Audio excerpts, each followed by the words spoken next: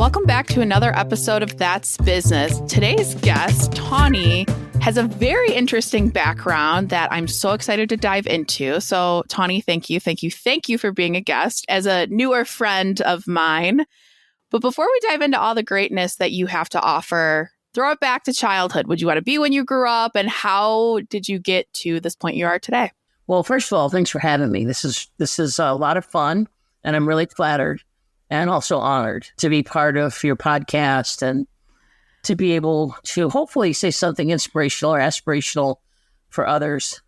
When I was growing up, I wanted to be a writer, and I was a voracious reader. I spent a lot of time around the library in my grade school, and the librarian she made a big difference in my life, took an interest in my love of books, but I like to write. And I thought that's what I do.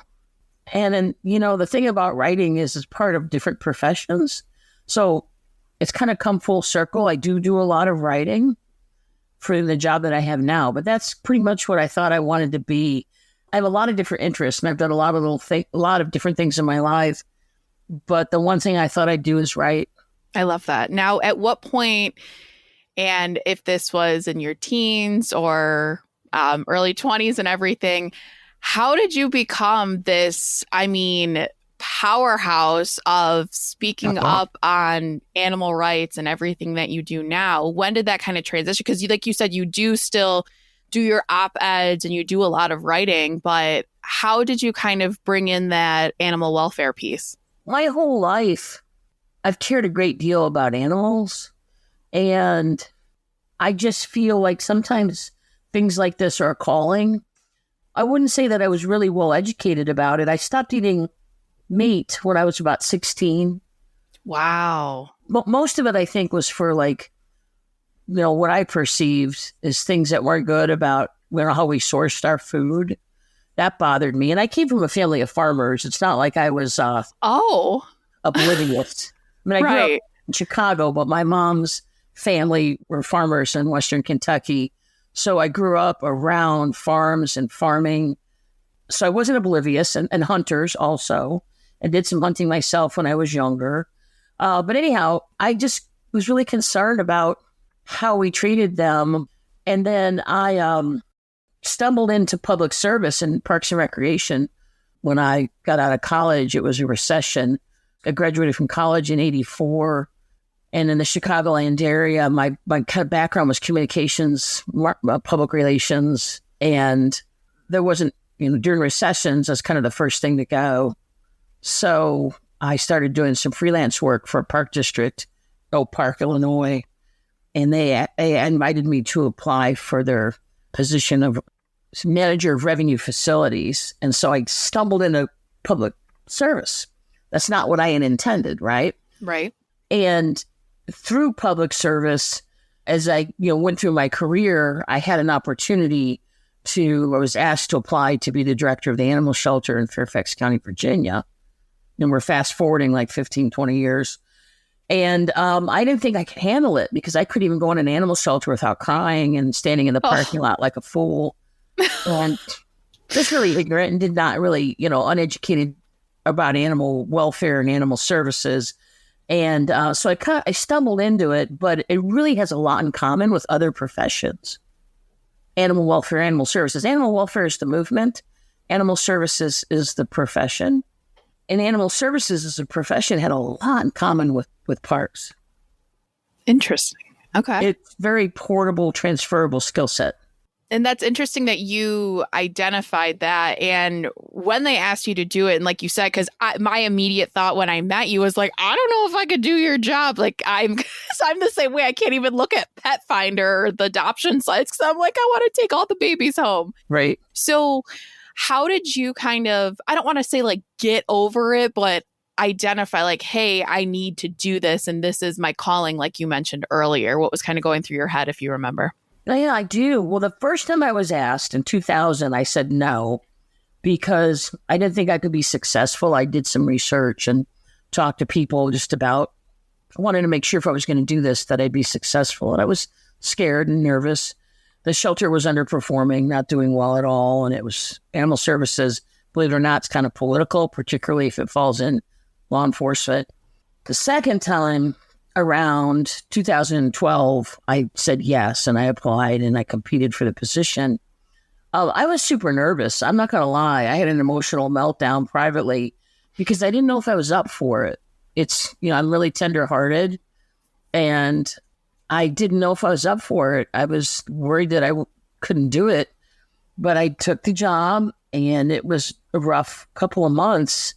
The shelter was about 75%, what we call a save rate. So that means 75% of the animals were leaving alive. And I knew that I wanted to improve that. We were in a resourced community outside of Washington, D.C., maybe about 15, 20 miles in Northern Virginia, Fairfax County, Virginia. And I didn't have any grandiose plans. Once a week, the staff would bring me what they called the put to sleep list. An animal is full of euphemisms. Like in Parks and Recreation, if somebody drowns in a swimming pool, we don't say they fell asleep. We say this tragedy happened and somebody drowned in a swimming pool.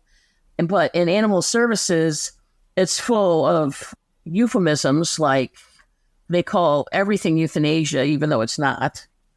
And so they bring me the put to sleep list. And I said, they call it PTS. I go, what's PTS? They said, well, this is the put to sleep list. We need you to sign off on it. So I look at the list and I go back and look at the animals. And I'm like, no, I'm not signing off on this list.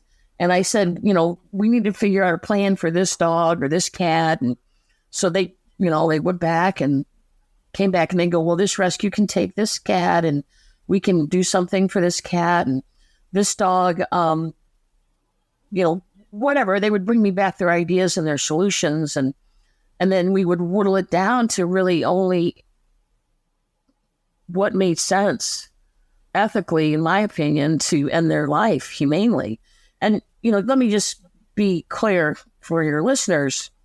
We're not trying to end euthanasia. Euthanasia, ending the life of a animal because there's no hope of recovery and it's suffering and it's at the end of its life. Absolutely. We support that. For a veterinarian to make that decision that no amount of medical intervention or time is going to improve that animal's quality of life. So we're not trying to end true euthanasia. We're trying to end the killing of animals. And I know I'm jumping ahead. No, you're great. Do it. I'm jumping into the here and now.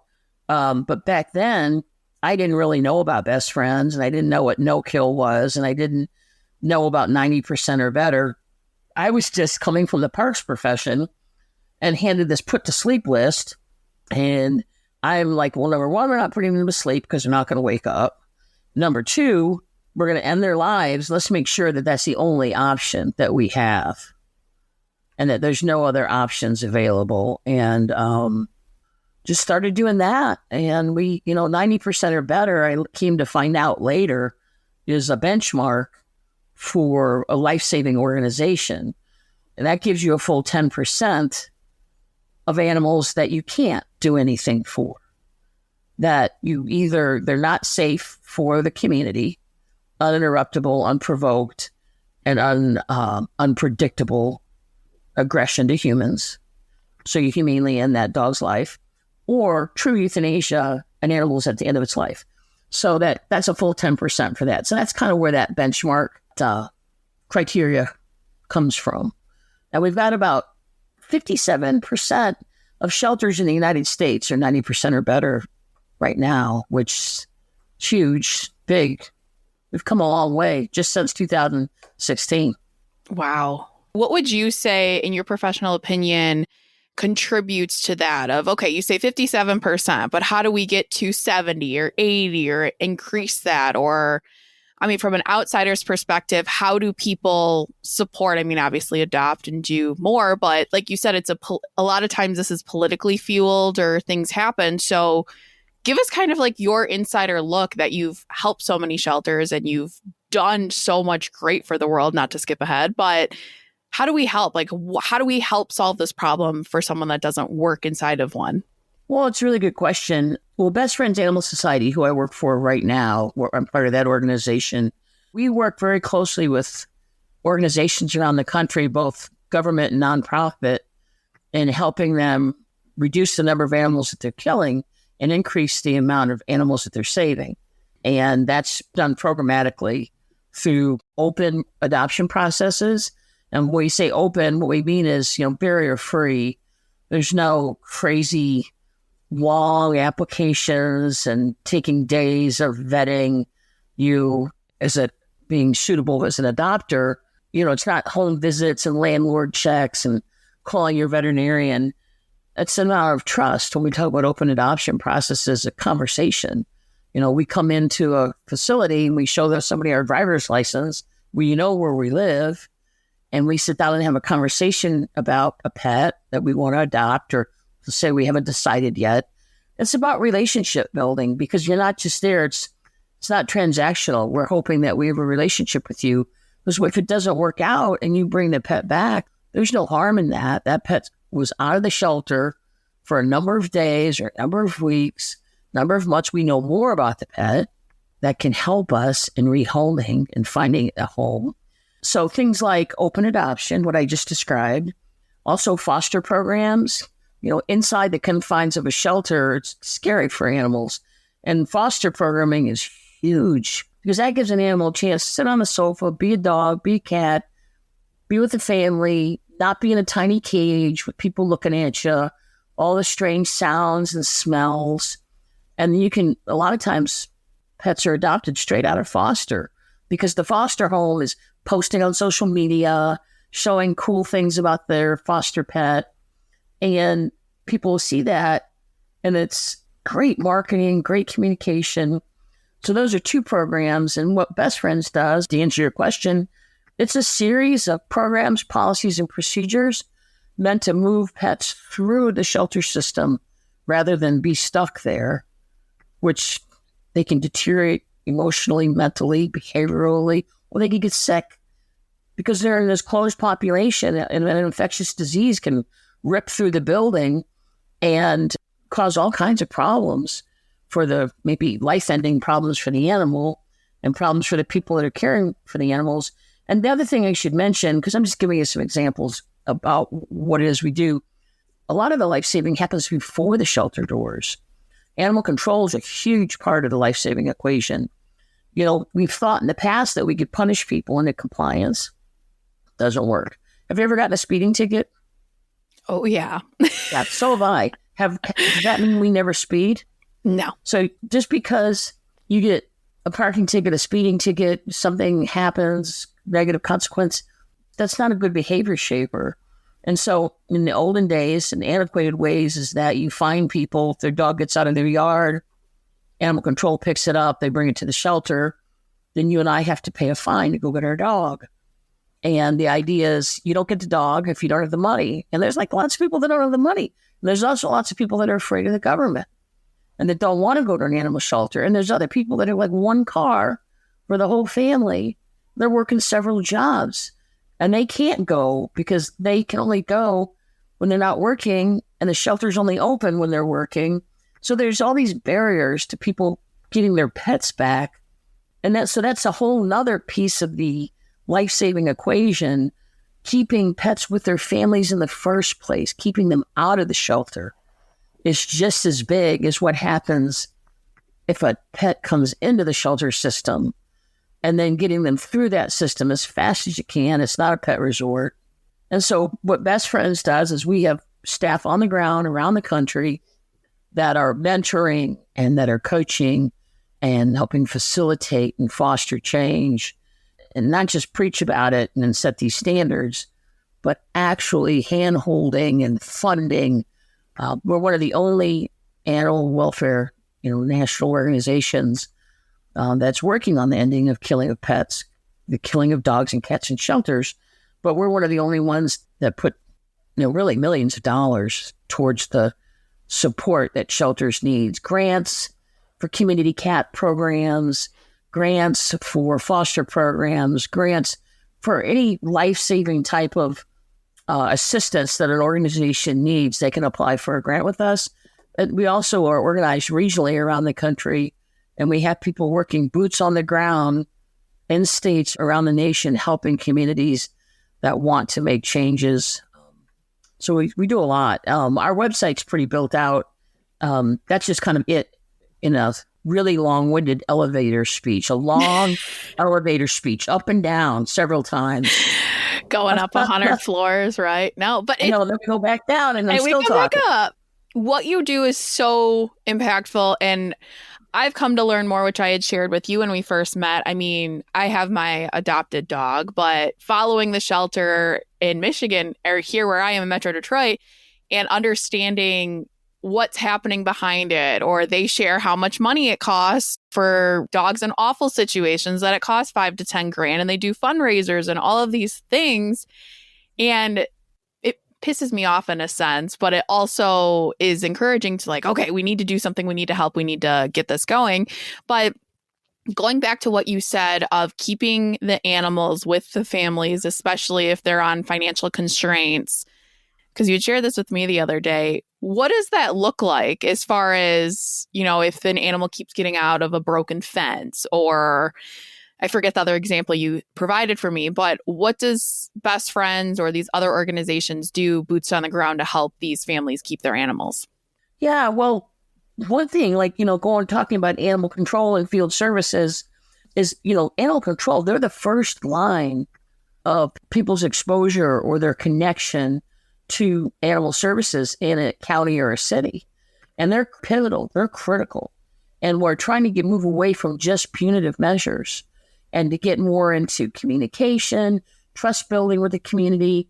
You can take a dog from a family who dog keeps getting out of the yard because the latch is broken, because their children keep leaving the gate open, because their dog is a Houdini. My dog, last night I had a plumber here at the house, working on the house, and I was putting the dogs in another part of the house because I didn't want them to get loose.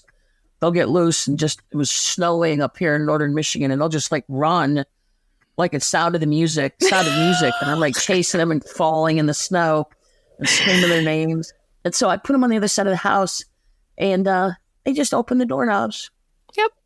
Just open the doorknobs. I have to have child-proof plastic mechanisms on my doorknobs because the dogs can open doors. So I think when you and I were chatting earlier, I said, you can just seize their dog and make them pay $100 fine that they are going to take away from buying groceries or paying the rent or medical bill or Christmas presents. Or you can help them fix a gate. You can go to Lowe's or Ace Hardware, bring them a new latch in a sack and say Merry Christmas. A lot of animal control officers carry tools on their truck now. And they go fix the latch. And now the latch works. And they put a latch on there that a little kid can't just pop open, because it's fun. That it's, it takes some dexterity. You can still get out of the yard, but it's not just like you push on it and the gate opens. And so that's huge. Or some boards to fix a hole in a fence. Maybe it's a single parent family. I did relief work during Hurricane Harvey down in Texas, helping people and pets. And this one dog was lost. We were taking care of her, and she got really sick. And she made it. I called her Lemon, but I found out later her name was Charlie. And after being lost 2 or 3 months, Charlie's mom and her 3 children came to get her after being separated for 3 months down around the Houston area, around Beaumont, that area of Texas that was hit so hard. And she said that her husband left before the hurricane, that they'd separated and he'd left. And here she is with 3 kids by herself, working. Hurricane hits. She's dealing with her family's safety. They lose Charlie somehow, some way during the evacuation and the chaos and trying to figure out survival. And so we reunited Charlie with her and her children. And I paid to have the dog spayed because she hadn't been spayed yet, and that's important to have, a spayed dog or neutered dog. They're not going to reproduce. And then also, too, it just when a dog is in heat, we've got other dogs running around the yard, running around the community, running around the neighborhood. And it just creates, again, dogs getting out of their yard. And so it's part of public safety, and it's also preventing unwanted litters. We've got plenty of dogs already. We have a plethora of dogs in the United States. So spay neuter is an important part of our life-saving toolkit. It's one of the things that a community should be supportive of and have in place. So anyhow, another up and down the elevator 15 times. I love it. You are making this so easy. I'm just sitting back, hanging out. I'm like, go off. Like, you're doing great. You're not making me work hard, Tawny. So I'm good with it. You're doing great.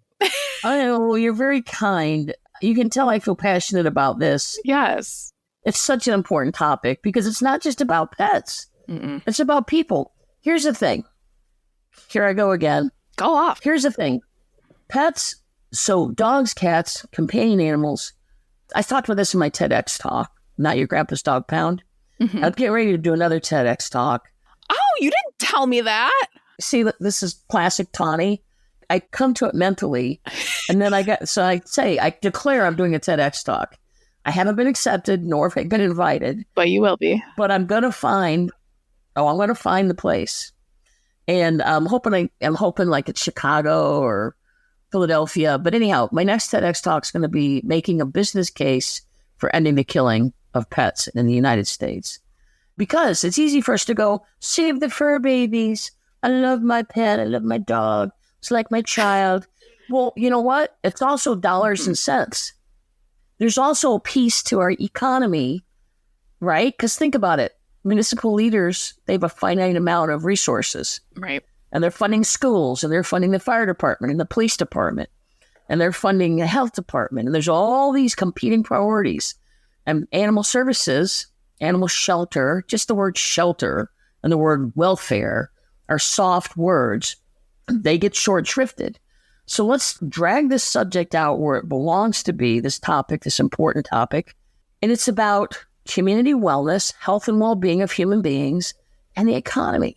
Pets contribute thousands, consumers, pet parents, pet guardians, pet owners, whatever word you're comfortable with.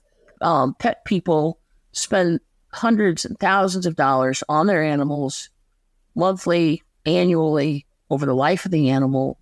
So they're contributing to the economy, and that should not be marginalized, nor should the physical and mental and emotional wellness piece be marginalized. They complete families. They stave off loneliness and depression. They help with anxiety. They connect us socially. I know every dog's name in my neighborhood, but I don't know the people's name. The important ones, exactly. I get it. People get together because of their dogs and have beers and cookouts and block parties, and they also contribute to the economy. So my next TEDx is going to be about the money portion of being a life-saving community. But we were talking about TEDx. How did I get on that soapbox? You asked me a question about... I think we were talking about the TEDx talk because we haven't even talked about what your first one was on. So tell listeners, and we'll include a link for them to listen in the show notes. But What was that experience like? What made you apply to be a TEDx speaker and going through that whole process? Super scary. So I did it. One of the best things I've ever done. Awesome. I did it at Southern Utah University a couple of years ago. I had a great coach, Beth Wolfer. She works for Best Friends Animal Society in our plan giving or development department, but she also is a TEDx coach. Oh. Like I said, she works for Best Friends and is a close friend of mine and a mentor when it comes to speaking. The thing I learned about the TEDx talk is it's about oration. You and I can probably stand up in a room and present and talk about things, and particularly if you've got a slide deck to like point to and to use as a tool. It's different when you're on that red dot and you don't have a teleprompter, you don't have your notes. It's oration. And it was really humbling and good for me to do. I think I called it Not Your Grandpa's Dog Pound. And what it was about is how far we've come in animal services as a profession. In the 80s, we were killing about 20 million animals in shelters. And today we're just under 400,000. We're about 375,000. And about 60% of that's cats. We talk a lot about dogs, but approximately 60% of that 375,000 is cats. So if we just stopped killing cats in our country, we'd be almost a no-kill nation. We'd be darn close. So cats, community cat programs are so important for cities and counties to embrace and stop killing cats that live outdoors or that are people's pets, and they're getting impounded. Less than 1% of cats are reclaimed in shelters. Wow. 1% to 2%. Yeah, it's less than 3%, and it hovers around 1 or 2 nationally. It depends, in each community is a little different, but it's stupid low. So, Not Your Grandpa's Dog Pound, TEDx Talk, Southern Utah University. I talked about how far we've come, and then I talk about my own personal little story about my family. My dad was a police officer outside of Chicago in Skokie, Illinois. And one night he brought home a puppy, a German Shepherd mixed puppy with a Tawny. Somebody had found it in a box in a field and had come up to my dad's squad car and given him the puppy, was worried about it. And so my dad brings it to the vet. And after a few days, he calls and the puppy ends up with us. And his name was Fritz. And I know, right? He was our dog until he passed. So I think I had a photo of me, my little brother, and Fritz on Halloween. We're all like dressed up like in an outfit or something. And so the TEDx talk was about some of the things I've alluded to in our conversation so far, or my speechifications, is the value of companion animals in our lives. And it's not frivolous. It has been marginalized. Animal shelters were built on the outskirts of town as a utilitarian function. They were pounds. And how far we've come, that now we're recognizing the importance, and they're becoming community centers. It's not pounds anymore. And that's where we're headed. Best Friends set a bold goal, 2016. We said by 2025, we would be a no-kill nation. That means every community in our country, 90% or better. So we have 2 years, less than 2 years to do it. Less than, yeah. We're going to do it. Oh my gosh. It's like you knew what my next question was going to be. So it's going to be what do we have in the future? What are some big goals we have? So you already answered it. To achieve that goal, and I know this is probably could be its own podcast for all the strategy and what you need to do, but kind of stepping in on the surface, what does that look like, or what programs or legislature, whatever that looks like, do you have to do to achieve that by 2025, which I mean, realistically isn't a year because we're finishing off 2023 here. So yeah. And we're looking at, for us, we're going to go through 2025. So we're using that as a working year. I'm pretty sure. I think, remember, we didn't know we were going to have the major disruption of a pandemic. Right. When we declared our goal in 2016, I think it was July 2016, we didn't know, none of us knew about this huge social and public health and economic disruption that really turned the economy, the world upside down. People lost their lives, and animal services was greatly affected. You had people that couldn't work, that weren't coming to work. And it's, we weren't selling TVs. We were taking care of living creatures, dogs and cats, and we were helping people too. I mean, we know statistically where animals are hurting, people are hurting. It's usually in socially vulnerable pockets of our country that you're seeing. People call it lack of pet-friendly housing. I call it discriminatory housing, because under the law, pets are considered property. We consider them part of our family, but under the law, they're considered property. And so landlords can say no pets, but they can't tell you you can't have a guitar, you can't have a microwave, you can't have a motorcycle, you can't have a TV. But under the law, pets are considered property, and they can say that you can't have that. And I understand the need to protect property, but you can do that other ways. And so discriminatory housing for the socially vulnerable can mean that pet ends up in an animal shelter. So that's a huge piece of the puzzle for us nationally, that we address that. And that's something that, we can't change. You and I can't change that. But we can certainly be talking to our elected and appointed officials. A biggie is public housing. We use public dollars and tax breaks for corporate organizations. They get these tax breaks to build public housing, and then there's no pets allowed. And in senior housing, no pets allowed. So those are big topics. But what we can do to help us get there, I think people adopting and going into shelters, they're beautiful animals. I know a lot of people are like, well, I want a pug, or I want a collie, or I want a lab, or I want a labradoodle. You'd be surprised if you give your shelter a chance and you let them know what you're looking for. And I know we can't help ourselves. Most people are attracted to, or a lot of people, I shouldn't say most. I grew up with spaniels, or I grew up with shepherds, and I really like this. And, it's something I've envisioned my whole life. My husband and I, and our white picket fence, and our 2.5 kids, and a Labrador retriever in the front yard. And I get it. My family, my friends, I get it.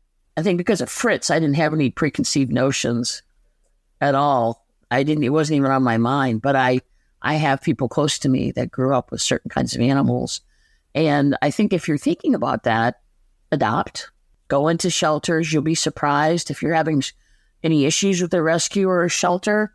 There's so many of them around you. So that's a biggie.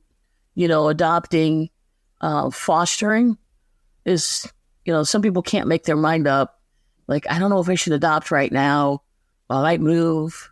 I can't really commit. Fostering is a great way. And they're like, well, I'm going to become too attached emotionally.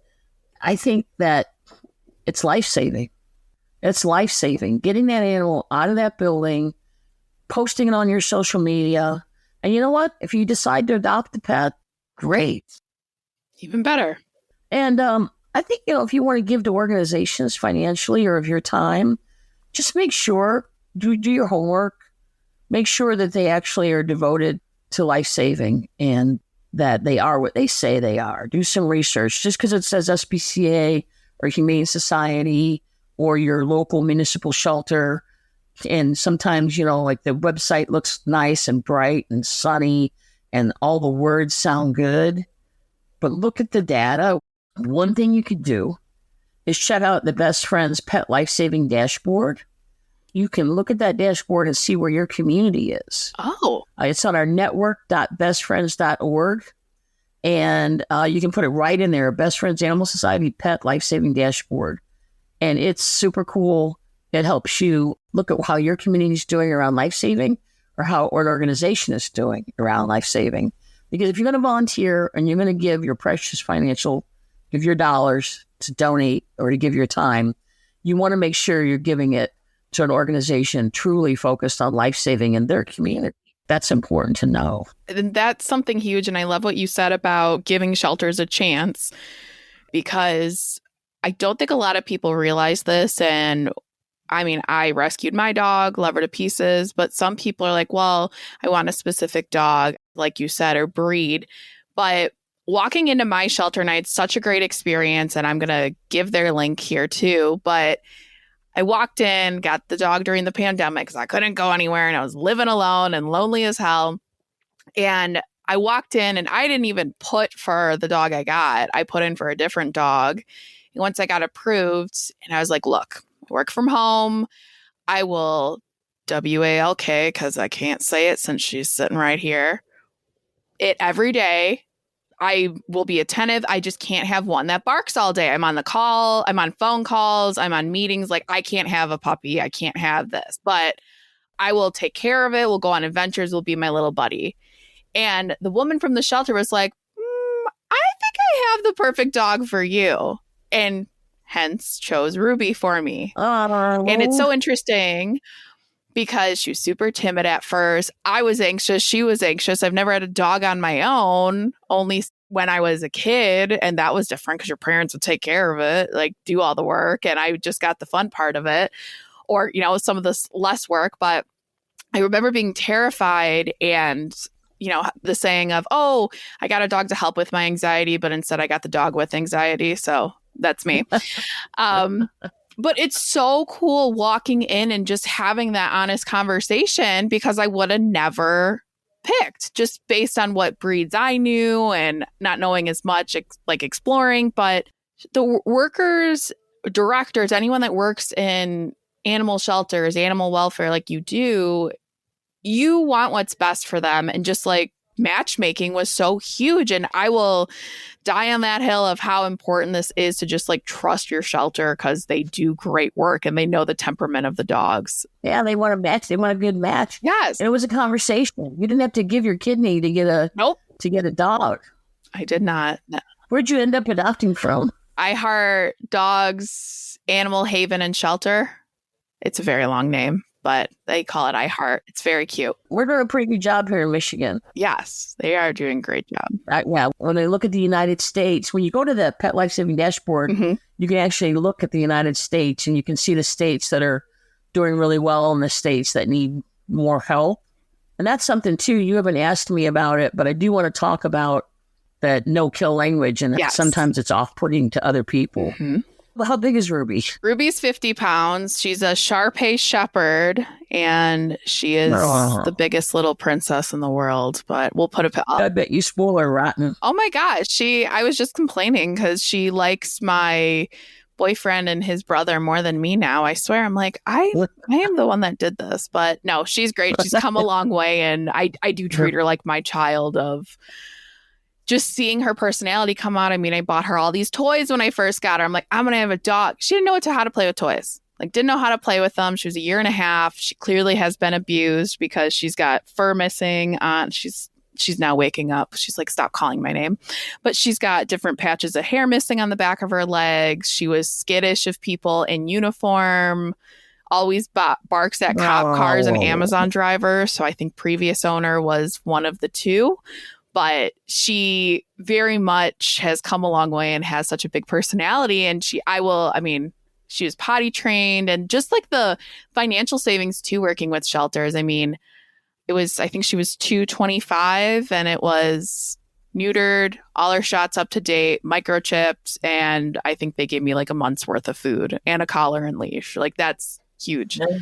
But yes, back to the language of no kill, because I had it on my list in my mind to think, and then I got off track as we did. But let's talk about that, because that is a huge part of what that means. So yeah, it is a problem for some folks. And I'm actually going on another podcast, I think next week, to talk about the language, and people object to it. They say, when you say no kill, why does best friend say save them all? That's a tagline or a slogan of ours. And why do you have to say no kill? Like, if you say no kill, that implies that we're killers. And, I worked in the municipal sheltering world, and I was at a conference in Washington, D.C., and I had a couple of young people at a no kill conference, not our conference, not Best Friends, but a no kill conference for Nathan Wintergrad's conference. And they came up to me and they looked at my name tag, Fairfax County Animal Shelter, and they said, "Oh, you're a kill shelter." And I know what that felt like. Right. I know that, I wanted to suck them in the nose. It was upsetting. It was insulting. It was a little confusing for me. Remember, I don't come from the animal services field. I come from the parks, more public service, more universal thinking. One of the things I think that we have to understand is that for 150 years, the animal services profession, the field, has been broken.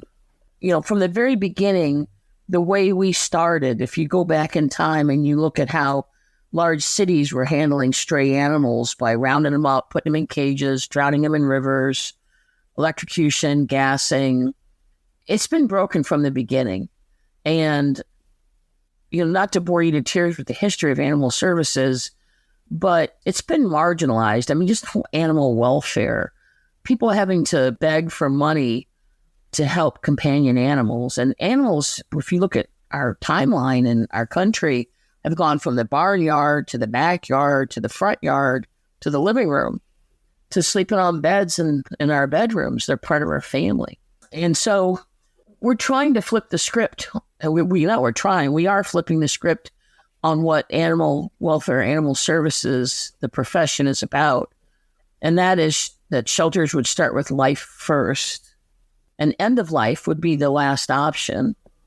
Again, euthanasia, we're not trying to end. So that really doesn't count. If you have to euthanize an animal because it's at the end of its life, or it's medically, you can't help it from suffering, you can't alleviate suffering, that's true euthanasia. If a dog is not safe to put out in the community because of that uninterruptible, unprovoked, and unpredictable aggression to human, that's a humane end of life, right? But it's not euthanasia, it's a humane ending of life. So because we've been using euphemisms like put to sleep and calling everything euthanasia, I think it's really important, if we're going to remake our profession, that we use accurate language. Every other profession you can think of, law enforcement, the medical field, your doctor doesn't use baby words to talk to you. And your accountant doesn't use euphemisms. Your dentist doesn't. Your mechanic of your car, someone comes to fix your heating and air conditioning, the fire department, whatever profession you're looking at, legitimate profession uses accurate language. And so I think that we can say that we're not euthanizing animals, but we're ending their lives prematurely, and that animals are being killed. But that doesn't mean that we're calling people killers. We don't do that. It would be so destructive. We don't call names. It's not about belittling people and calling them names. That's not productive at all. In fact, if anything, we object to the fact that animal lovers are hired. If you and I were interviewing for a shelter position, they'd want to know our experience with animals. We talk about our lifelong love of them. You talk about how important Ruby is. I would talk about how important Sunny and Maeve are in my life and my whole background. So then, every Friday, we go through and we end the lives of healthy, treatable, adoptable animals. It's macabre. It's bizarre. There's a pathology to taking animal lovers as sensitive, empathetic souls and asking them to end the lives of animals because we just don't have the resources. We're trying to solve for that. And by using more euphemisms, what is the urgency? Like, why would the community want to end euthanasia?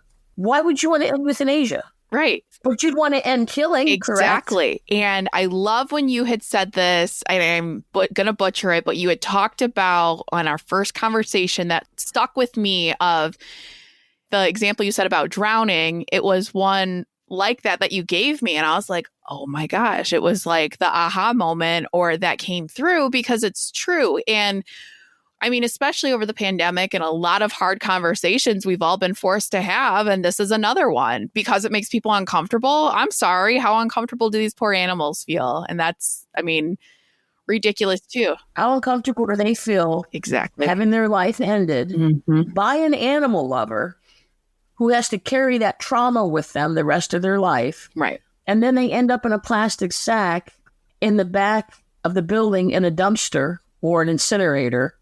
How can you argue for that?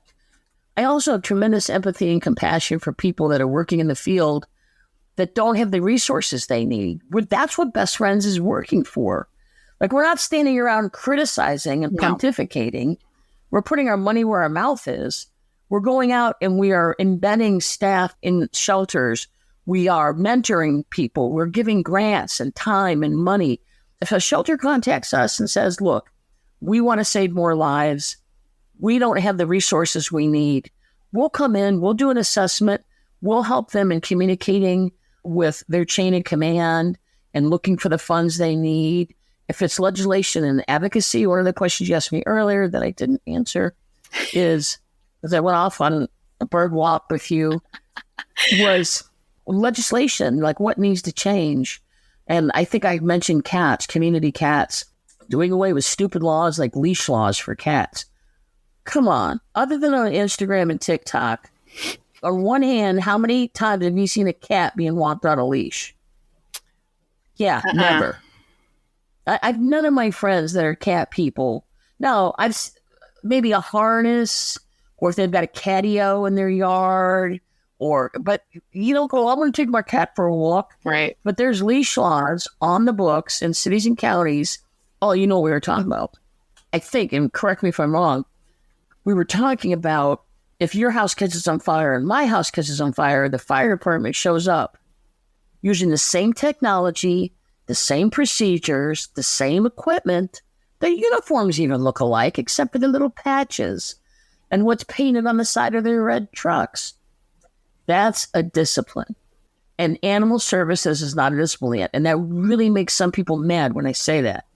They feel insulted. And I'm like, look, if it was a discipline, that means every city and county would have very, very, very similar policies, procedures, and programs. And right now, mayors and city councils and county commissions can do whatever they want. They can kill all the cats. Oof. Or not. They can just make up whatever laws they want based upon politics or public opinion or status quo or the most tenured employee there that's been there 35 years since they were like 15 and they're calling the shots. So one of the things that we're working on, that I worked on in my previous job at Best Friends, is creating that discipline. So we have continuity and consistency across the nation. And like if you and I go, no matter where we go in the United States, my dream before I'm pushing up daisies is that counties and cities have the same type of programming where they're starting with life first, and animal lovers and animal control and animal shelter employees are not asked to do the unthinkable, that it's reserved for when you've tried everything else. That's the dream. That's my hope. There's so much. We've only scratched the surface of all that needs to happen, and just the pure, the metrics you come with, the achievements you've come with. You've moved to different states. You've helped different pockets. You're in Northern Michigan right now. Just thank you for all the work you do and all the lives you've literally saved from your work. So I feel like you don't give yourself enough credit for all the badassery and good things you've done for this world. I just love it that you said badassery. Yeah, you are. I feel like I got all geeky on you in the beginning and started to preach when we probably should have said badassery like 5 times before. I want to be badassery. That's what I want to be when I grow up, badassery. I should have said that. We'll include that. But thank you. Listen, I feel privileged. That I feel like it's a blessing and it's a calling and it's an honor. And I'm just glad that I know you, and I appreciate what you're doing for professionals. Thank you. And giving me the platform to talk about this, and you bringing Ruby into your life, and that you care so much. Thank you. I think that's what's going to make the world a better place. We're trying one step at a time, but thank you. You just made my whole day here. So thanks, Tawny. But as we wrap this up, what advice do you have for listeners? I would hope that we all are not just passengers in this life. I would hope that we all try and leave it better than we found it. And you don't have to be an animal lover or a vegetarian to make humane choices and to make the world a better place. You don't have to have an animal in your life to help make a better place for animals and people. I think just how we walk through our life and we make decisions and we help other people matters. And we want this life to count. And I would hope that, your listeners and, your followers of the podcast and all the future ones, because it's only going to grow and get bigger, think about what they can do to make the world a little brighter, kinder place for all of us. I think that's what it's about, regardless of your religion or your politics. It's about kindness. It's about compassion. It's about living a beautiful life. And I hope that I just inspire like a teeny little flame in somebody who's listening. And that would make my day too. Well, you inspired me per usual. And I like to say, if I feel like I can run a marathon as someone who is flat-footed, large-footed, and cannot run, feels like I can run a marathon, then you've inspired me. So thank you, Tawny. Thank you. This was impactful. This is so great. For those of you listening, if you want to check out the resources Tawny spoke about, check out Best Friends, head to the show notes, and tune in again next week for another episode of That's Business.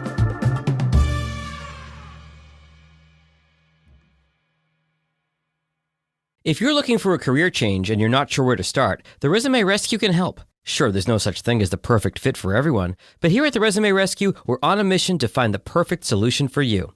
Whether it's changing careers, updating a resume, learning LinkedIn, or practicing interviewing, we have you covered. Find us online at theresumerescue.com and find all of our contact info in our show notes.